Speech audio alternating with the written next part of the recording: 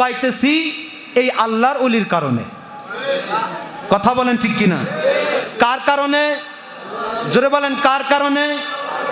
আল্লাহর ওলির কারণে।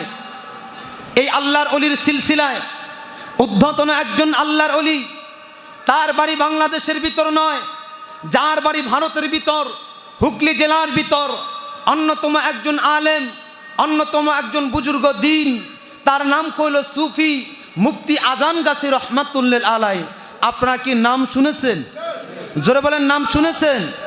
এই যে আপনারা এখানের মানুষ, মাজার দিয়া, নারায়ণ দিয়া, লক্ষণ দিয়া, এই আশপাশের যত মানুষ ছিলেন, বেবন্ধুগণ, আল্লাহর ওলিরা যেখানে আসে বরকত নিয়ে আসে। সুবহানাল্লাহ বলেন না? এই যে আজান গাছির নাম বললাম, তিনার বাবা ছিলেন আমার নবীজির রওজা শরীফের খাদেম। সুবহানাল্লাহ বলেন না? কার? আমার নবীজির। কার? আমার নবীজির রওজা শরীফের খাদেম। তার ছেলে ছিল মুফতি সুফি আজান গাছি রহমাতুল্লাহ আলাই। তিনার দরবার শরীফ ভারতে যেখানে আপনারা যারা গিয়েছেন, ওখানে ছিল বিশাল বড় জঙ্গল। তিনি গাছে উঠে আজান দিলেন।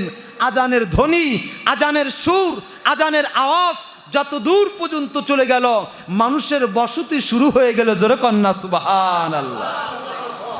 আল্লাহর ওলিদের পাওয়ার আসেনি? জোরে বলেন আল্লাহর ওলিদের পাওয়ার আসেনি?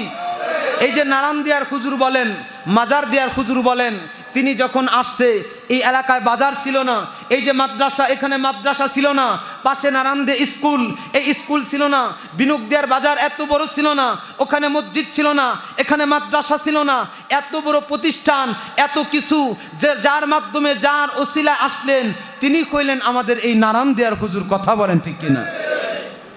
ওসিলার দরকার আসেনি? তার ওসিলাই তো এটা হয়েছে। কথা বলেন ঠিক কিনা? ওসিলার দরকার নাই? জোরে বলেন ওসিলার দরকার আসেনি? ওসিলার দরকার আছে। সময় যেহেতু কম, আমি সামান্যতম কিছু কথা বলবো।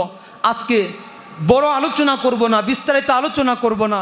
মানুষগুলো আল্লাহর ওলির কাছে গেলে কিভাবে হিদায়েত